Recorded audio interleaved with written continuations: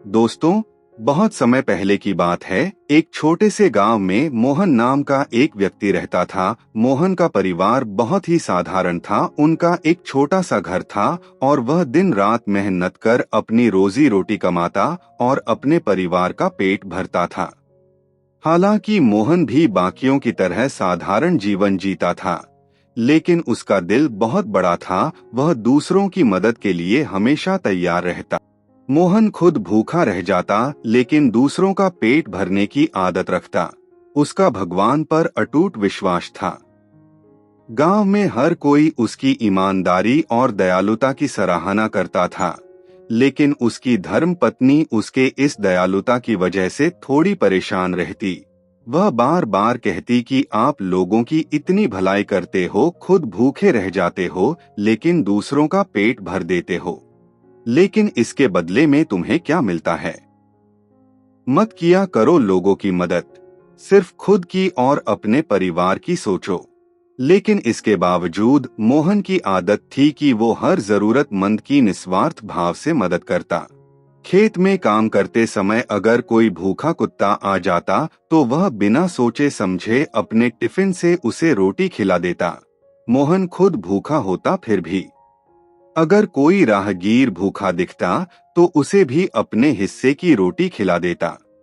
उसकी पत्नी सुनीता उसकी उन आदतों से बहुत परेशान रहती थी। वह अक्सर उससे कहती, तुम्हारी इस दान वीरता के चक्कर में हमारा घर खाली होते जा रहा है, कभी खुद के बारे में भी सोच लिया करो। लेकिन मोहन हमेशा मुस्कुराते हुए सुनीता को जवाब देता और कहता, देखो सुनीता, भूखा पेट सबसे बड़ा दुश्मन होता है। अगर हम किसी की मदद कर सकते हैं तो क्यों ना करें? भगवान सब देखते हैं। एक दिन की बात है, दोपहर का समय था। कड़ी धूप की वजह से मोहन घर पर आराम कर रहा था। तभी दरवाजे पर एक बूढ़े साधु बाबा ने आवाज लगाई। उनकी आवाज में जैसे नरमी थी, मानो जैसे उन्होंने बहुत देर से कुछ खाया नहीं। सुनीता उनकी आवाज सुनी और खिड़की से झांक कर देखा तो धीरे स्वर में बड़बड़ाने लगी, देखो अब ये भी आ गए, लगता है फिर से रसोई खाली होने वाली है।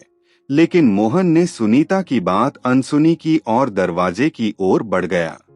जब उसने दरवाज खोला तो देखा कि साधु बाबा बहुत कमजोर और थके हुए लग रहे थे।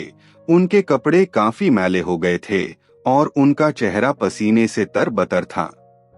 मोहन ने तुरंत उन्हें घर के आंगन में बुलाया और कहा, बाबा आप यहाँ बैठिए, मैं आपके लिए पानी लेकर आता हूँ। मोहन अंदर गया और लोटा में पानी भरकर लाया। उसने साधु बाबा को पानी दिया। बाबा ने पानी पीकर राहत की सांस ली। तब उनके चेहरे पर रौनक झलकने लगा। साधु ने मोहन से कहा, मैं पिछले 2 दिनों से भूखा हूँ, अगर कुछ खाने को मिल जाता तो बड़ी कृपा होती।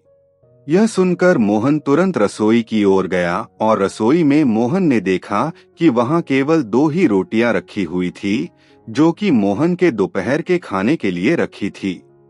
मोहन ने बिना कुछ सोचे उन 2 रोटियों को उठाया और साधु बाबा की ओर चल पड़ा। तभी सुनीता ने उसे रोक लिया। उसने गुस्से में कहा, क्या कर रहे हो? ये रोटियां तुम्हारे लिए है, अगर तुम इन्हें भी दे दोगे तो खुद क्या खाओगे? साधु किसी और के घर भी खाना मांग सकते हैं, लेकिन हम कहाँ मांगने जाएंगे? मोहन ने उसकी बात ध्यान से सुनी और शांत स्वर में कहा, सुनीता, भूखा पेट किसी का इंतजार नहीं करवाता। ये बाबा पिछले 2 दिन से भूखे हैं, अगर हम इन्हें खाना नहीं देंगे तो उनका क्या होगा? भगवान हमारा इंतजाम खुद कर देंगे।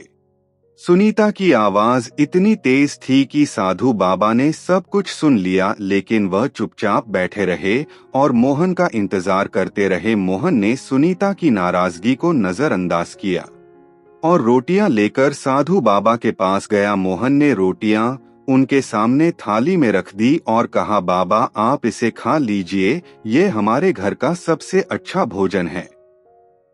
साधु बाबा ने कुछ नहीं कहा। वह बहुत ही भूखे थे, इसीलिए उन्होंने बिना कुछ कहे ही रोटियां खा ली। रोटियां खाने के बाद उन्होंने पानी पिया और सुकून से 2 पल के लिए बैठ गए। कुछ देर बाद जब साधु बाबा वहां से जाने के लिए उठे तो उन्होंने मोहन को अपने पास बुलाया और उन्होंने अपने झोले में से एक चमकती हुई सोने की कटोरी निकाली और मोहन को दी। मोहन कटोरी देखकर बहुत ही हैरान रह गया। उसने कहा, बाबा मैं इसे नहीं ले सकता, यह आपकी है। तब साधु बाबा मुस्कुराते हुए कहे, बेटा इसे रख लो। मैं पिछले हफ्ते एक राजा के पास गया था, उन्होंने मुझे ये कटोरी भिक्षा में दी थी, लेकिन यह मेरे किसी काम की नहीं है। मैं अब तक किसी ऐसे इंसान की तलाश में था जो इसके लायक हो, और आज मैं तुम्हें देखकर समझ गया कि ये तुम्हारे लिए ही है। साधु ने मोहन को समझाया, बेटा ये तुम्हारे अच्छे कर्मों का फल है। हमेशा याद रखना, कर्म ही धर्म है। तुमने बिना फल की इच्छा के दूसरों की मदद की, ऐसे ही अपने कर्म करते रहो। भगवान हर किसी को उसके कर्मों का फल जरूर देता है, लेकिन सही समय आने पर।